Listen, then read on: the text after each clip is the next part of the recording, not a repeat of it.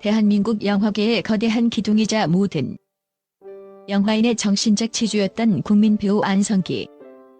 그의 마지막 가는 길은 그가 평생 보여준 절제된 연기만큼이나 정갈하고 깊은 울림을 남겼습니다. 서울 삼성 서울병원 장례식장에서 치러진 그의 연결식은 엄숙함과 고요함 속에 진행되었지만 그 정막을 깨고 터져나온 오열은 현장에 있던 모든 이들의 가슴을 미어지게 했습니다. 특히 장례위원장을 맡은 배우 이정재와 고인의 영원한 단짝 박중훈이 마주한 한 통의 비밀 편지는 현장을 눈물바다로 만들었습니다. 이정재가 지킨 마지막 자리 장례식장은 생전 고인의 성품을 닮아 화려함보다는 절제된 품격이 감돌았습니다. 삼성 서울병원에 울려 퍼진 침묵의 오열. 1. 대한민국 영화사의 산증인들이 총집결한 가운데 장례위원장을 맡은 이정재는 며칠 밤을 지새운 듯 수척해진 모습과 붉어진 눈시울로 조문객들을 맞이했습니다.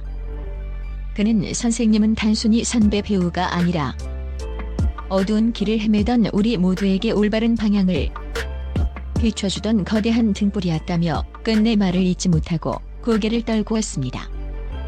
식장 내부는 고인의 생전 활약상이 담긴 영상이 흐르며 숙연한 분위기가 이어졌습니다. 하지만 정작 모두를 충격과 슬픔에 빠뜨린 것은 발인 직전 공개된 한 통의 편지였습니다. 공식적인 유언장과는 별도로 고인이 생전에 자신의 마지막 기력이 닿을 때까지 한자 한자 정성껏 눌러 써서 봉인해둔 이 편지는 오직 한 사람, 이 배우 박중훈만을 위해 남겨진 것이었습니다. 38년 우정의 마침표, 박중훈을 쓰러뜨린 비밀 편지에 진심 배우 박중훈은 안성기에게 있어 단순한 후배 그 이상 삶의 궤적을 함께 그려온 동반자였습니다.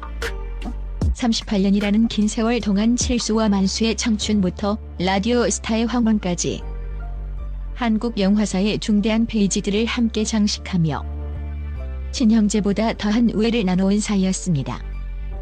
고인이 남긴 편지가 박중훈에게 전달되었을 때 그는 편지 봉투에 적힌 자신의 이름을 확인하자마자 봉투를 채 열기도 전에 주체할 수 없는 오열을 터뜨렸습니다. 어렵게 편지를 읽어 내려가던 박중훈은 결국 감정에 푹 받쳐 다리에 힘이 풀린 듯 자리에 주저앉고 말았습니다.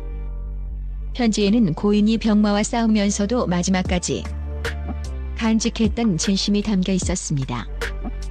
중훈아, 만약 우리에게 다음 생이라는 것이 주어진다면 그때도 망설임 없이 반드시 배우의 길을 걷자구나. 그리고 그때는 이 형이랑 영화를 딱 4편만 더 찍자. 못다한 이야기가 너무 많구나. 그게 내 마지막 욕심이란다. 이 짧고도 강렬한 시즌은 현장에 있던 이정재와 수많은 동료 배우들의 가슴을 날카롭게 파고들었습니다. 평생을 스크린에 바치고도 다음 상에서조차 다시 광대가 되어 대중 앞에 서고 싶다는 고인의 지독한 예술론.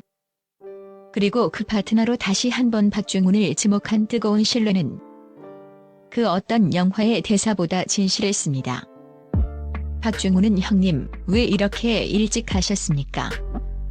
아직 제가 배울 것이 너무나 많지 않습니까? 라며 관을 붙잡고 통곡해 지켜보는 이들의 마음을 더욱 아프게 했습니다. 백억유산의 대반전. 3. 나보다 우리를 선택한 성자의 마지막 설계 장례.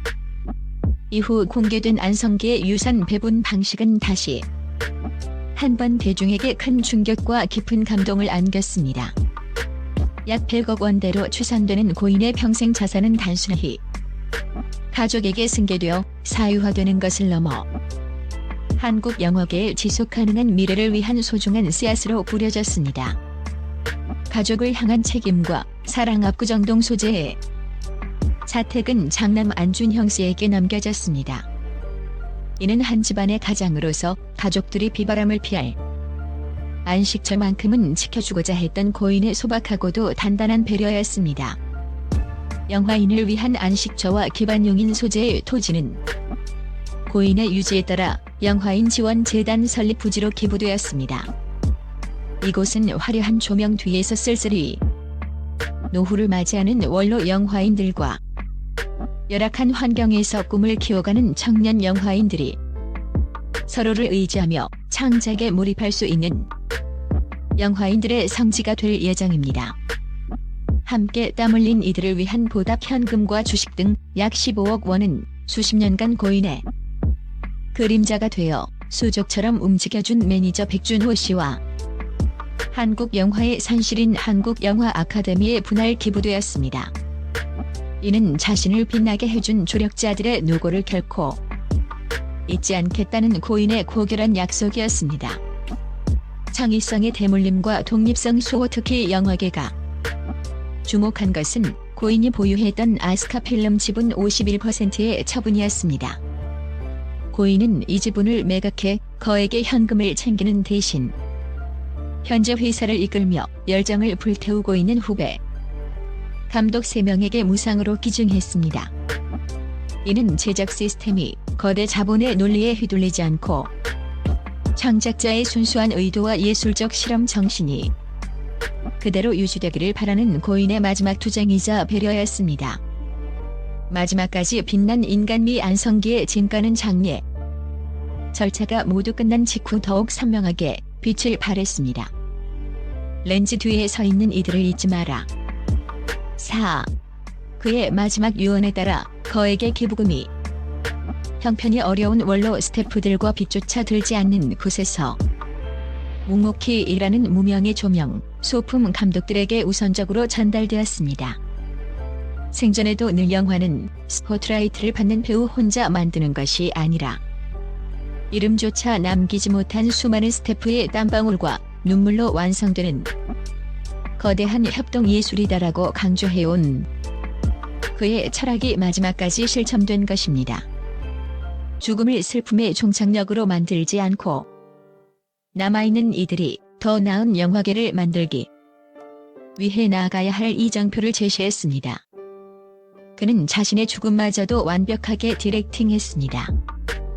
이는 마치 한 편의 위대한 영화가 엔딩 크레딧이 다 올라간 후에도 관객의 가슴 속에 깊은 여운을 남기는 것과 같은 이치였습니다. 5. 영원한 국민 배우. 그가 남긴 진짜 유산은 무엇인가?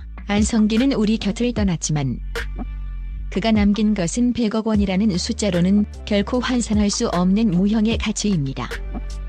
그것은 동료를 향한 조건 없는 우정이며 후배들을 향한 따뜻한 격려이고 자신이 평생 몸담았던 한국 영화라는 일터에 대한 무한한 책임감이었습니다. 우리는 이제 그를 선생님이라 부르며 간절히 그리워할 것입니다.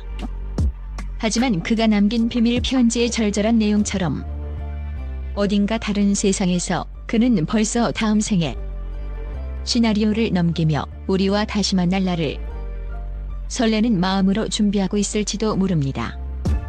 박중훈의 찢어지는 듯한 오열과 이정재의 소리 없는 눈물은 단순한 이별의 슬픔을 넘어선 것이었습니다. 그것은 한 시대를 풍미했던 거인이 몸소 보여준 고결한 삶의 방식에 대한 존경과 경외심의 표현이었습니다. 안성기, 그는 마지막 순간까지 인간으로서의 품격을 잃지 않았고 배우로서 가장 아름답고 숭고한 엔딩 크레딧을 올리고 우리 곁을 떠났습니다. 안성기라는 배우를 가졌던 것은 한국 영화계의 가장 큰 축복 중 하나였습니다. 그가 남긴 진짜 유산은 차가운 화폐가 아니라 뜨거운 사람의 온기였습니다. 그가 남긴 숭고한 뜻을 이어받아 한국 영화가 자본의 차가운 논리에 매몰되지 않고 사람의 향기가 나는 진정한 예술로 남기를 간절히 바라봅니다.